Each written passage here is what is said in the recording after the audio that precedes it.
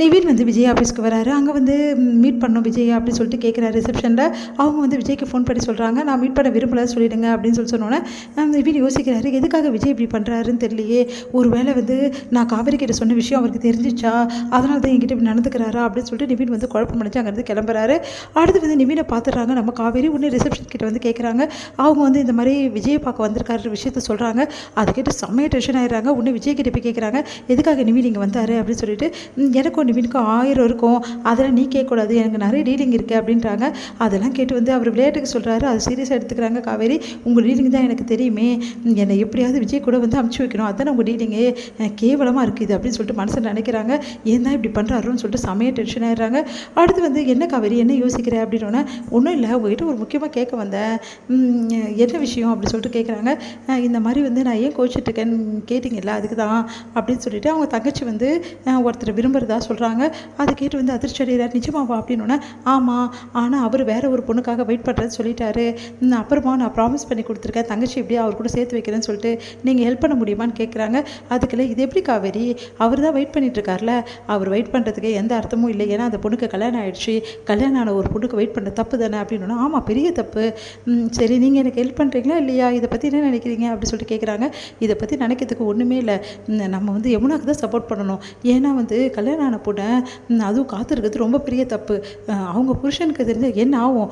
ஆமாம் கரெக்டு தான் நீங்கள் சொல்கிறது, அவங்க புருஷனுக்கு தெரிஞ்சால் என்ன ஆகும், அதை பற்றி கொஞ்சம் கூட யோசிக்காமல் இந்த பையன் வந்து காத்துட்ருக்கான், இதெல்லாம் தப்பு தானே, அப்போ நீங்கள் சப்போர்ட் பண்ணுவேன், கண்டிப்பாக சப்போர்ட் பண்ணுவேன் காவேரி அப்படின்னா யோசிக்கிறாங்க. காவேரி இவ்வளோ சொல்கிறேன், அப்போ கூட கொஞ்சம் கூட யோசிக்காமல் சப்போர்ட் பண்ணுவேன்றாரு, அப்போ இவர் செஞ்ச தப்பெல்லாம் இவருக்கு தெரியவே தெரியல அப்படி சொல்லிட்டு டென்ஷனாக அங்கே வந்து போகிறாங்க. உடனே வந்து என்ன சொன்னா இவ ஒன்றும் புரியலையே சொல்லிட்டு யோசிக்கிறாரு.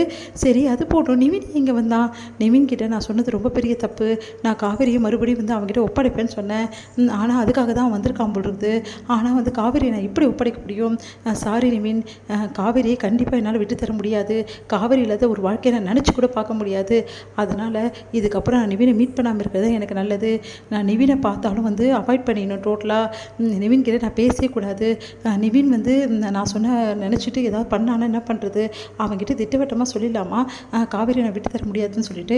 ஆமாம் அவங்ககிட்ட சொல்கிறது தான் கரெக்டு, ஆனால் அவன் எப்படி எடுத்துப்பான், நீங்கள் அன்றைக்கினா இப்படி சொன்னீங்க இன்றைக்கினா இப்படி சொல்கிறீங்கன்னு கேட்பானா, கேட்டால் பார்த்துக்கலாம், அதெல்லாம் தெரியாதுடா, காவேரி என் ஒய்ஃபு ஏன் கூட தான் இருக்கணும், காவேரி அவளை நான் விரும்புகிறேன், அவள் என்னை விட்டு போகமாட்டா அப்படின்னு சொல்லிட்டு அவங்ககிட்ட திட்டவட்டமாக சொல்லிடலாம், முதல்ல காவேரியோட பர்த்டே முடியட்டும், அதுக்கப்புறம் நிவின்க்கு ஒரு வழி பண்ண வேண்டியதான் அப்படின்னு சொல்லிட்டு விஜய் யோசிக்கிறாரு. உண்மையிலே காவேரி என் கூட இருக்க தான் விரும்புகிறா, நிவின் கூட வேணான்னு தான் சொல்கிறா, அதை நிவின் முதல்ல புரிய வைக்கணும், அதை அவன் புரிஞ்சுக்கினானா போதும், பிரச்சனையே கிடையாது அப்படின்னு சொல்லிட்டு யோசிக்கிறாரு இங்கே விஜய். இதுக்கப்புறம் காவேரிக்கு எந்த பிரச்சனையும் வராமல் நம்ம பார்த்துக்கணும், நம்ம கூட தான் காவேரி இருக்கணும் அப்படின்னு சொல்லிட்டு சந்தோஷப்பட்டு இருக்காரு. இங்கே வந்து காவேரி வந்து செம்மையாக டென்ஷனாக இருக்காங்க. எவ்வளோ வந்து இவருக்கு வந்து இந்த மாதிரி இருக்கும் எண்ணம், நிவின் கூட சேர்ந்துக்கிடுச்ச, அந்த நிவின்க்கு அறிவுன்றதே கிடையாது, எதுக்கு இங்கே வரான்னு தெரியல, மறுபடியும் விஜயை பார்க்க வந்துட்டுருக்கான், இவரும் வந்து கூப்பிட்டு அனுப்பிச்சிட்ருக்காரு அப்படின்னு சொல்லிட்டு செம்மையாக டென்ஷன் ஆகிறாங்க. இங்கே வந்து என்ன பண்ணுறாங்க, ராகினி ரொம்ப சந்தோஷமாக இருக்காங்க, எப்படியாவது வந்து இந்த காவேரி விஜயும் வந்து பிரிச்சா போதும் எனக்கு, அதுக்காக என்ன வேணாலும் செய்யலாம், சரிங்க இன்றைக்கி போய் தேடி போய் பார்த்துட்டு வந்தே இல்லையா அப்படின்னு சொல்லிட்டு கேட்குறாங்க அஜய் கிட்ட. அஜய் வந்து நான் நிறைய இடத்துல போய் தேடினேன், ஆனால் அந்த ஏரியாலாம் அவங்கள கண்டுபிடிக்கவே முடியல, ஆனால் கொஞ்ச நாளில் கண்டிப்பாக கண்டுபிடிச்சிடுவேன் ராகினி, கண்டுபிடிச்சோன்னே பேசு அப்படின்றாங்க.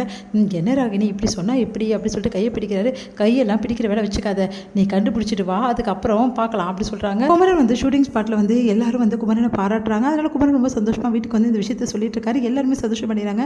மாமா நாங்களும் வரட்டுமா ஷூட்டிங் பார்க்கன்னு சொல்லிட்டு எல்லாருமே வீட்டில் கேட்குறாங்க. சரி நீங்களும் வாங்க, நாளைக்கு ஷூட்டிங்க்கு எல்லாரும் வந்துடுங்கன்னொன்னே கங்கா வந்து யோசிக்கிறாங்க, கங்கா நீயும் கண்டிப்பாக வரணும் அப்படின்னோடனே யோசிக்கிறாங்க. சரி என்ன தான் நடக்குதுன்னு போய் பார்ப்போம் அப்படின்னு சொல்லிட்டு கங்காவும் யோசிக்கிறாங்க. எல்லாருமே வந்து சேர்ந்து வந்து குமரன் வந்து நடிக்கிற அந்த ஷூட்டிங்கே கிளம்புறாங்க. சந்தோஷமாக பார்த்துட்ருக்காங்க. குமரன் கூட பேராக நடிக்கிறவங்க வந்து எல்லாக்கிட்டையும் நல்லா பழகிறாங்க, செல்ஃபியும் எடுத்துக்கிறாங்க. இதை பார்த்து கங்காவுக்கு வயிறாக எரியுது, செம்ம கடுப்பாகிறாங்க, அவங்கள பார்த்து டென்ஷன் ஆகிறாங்க. இது முடியுது.